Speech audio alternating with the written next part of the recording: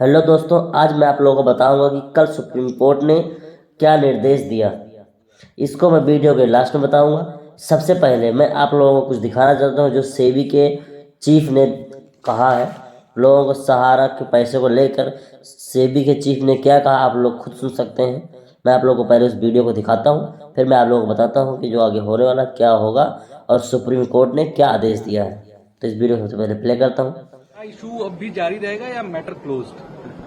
Matter तो देखिए, वो जो सहारा मैटर है वो तो एक एंटिटी के साथ था, पूरा सहारा ग्रुप के साथ और उनके इन्वेस्टर्स के साथ। तो एक आदमी के रहने या गुजर जाने से वो पूरा मुद्दा खत्म नहीं हो जाता है। जो इन्वेस्टर्स हैं जिनको अपना पैसा मिलना चाहिए वो तो आगे जाके चलता ही रहेगा। Revise discussion paper on mutual fund TER?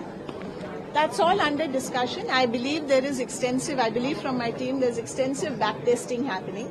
Like I had mentioned last time, that because many of our mutual funds are listed, so the first round of our consultation paper, we could not co-create with them. Like we normally co-create all regulations with the industry.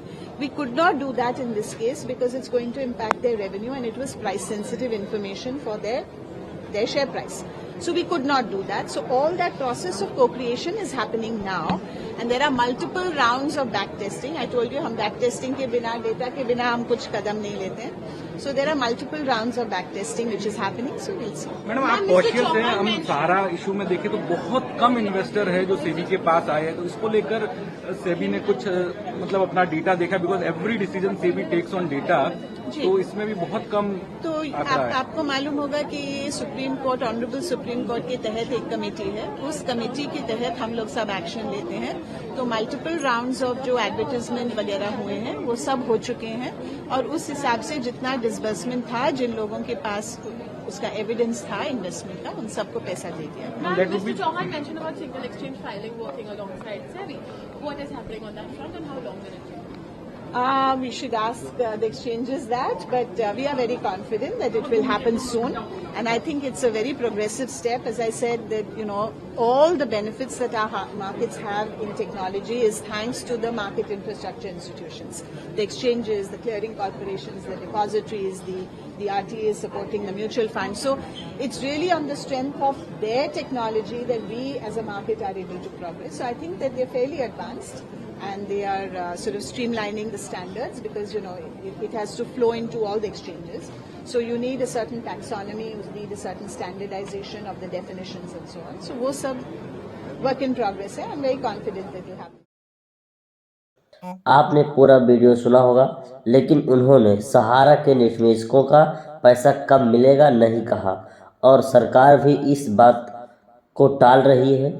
मैं आपके जानकारी के लिए बता दूं, अगर सरकार को पैसा देना होता तो 10,000 करोड़ निवेशकों को दौड़ाती नहीं, डिफिशिएंसी के मैसेज से परेशान नहीं करती। आप खुद सोच के देखिए, सरकार जिस तरह से किसान सम्मान निधि का पैसा किसानों के खातों में सीधे भेज देता है, उसी तरह से सहारा के निवेशक हैं, उनका भी पैसा वापस करना होता तो कर सकती थी। तो आपको चक्कर नहीं कटवाती और आप लोगों का जो है पैसा वापस कर देती। आप लोगों को पता होगा 2024 का इलेक्शन आ रहा है, लोगों को लॉलीपॉप दे के सरकार बन जाएगी, फिर सभी निवेशकों को दोबारा से ऑफिसों की चक्कर काटनी पड़ेगी और अपना जो है फॉर्म दोबारा फिर अप्लाई करना पड़ेगा, फिर लोगों का जो है पैसा वापस मिलना मुश्किल हो जाएगा। जैसा कि आपको पता होगा 14 तारीख सुप्रीम कोर्ट की सुनवाई थी, लेकिन उसका कोई जानकारी अभी नहीं मिला है। तो जैसे ही जानकारी मिलेगी मैं आप लोगों को तुरंत शेयर करूँगा, और तब तक के लिए हमारे इस वीडियो को लाइक कर दीजिए, चैनल को सब्सक्राइब।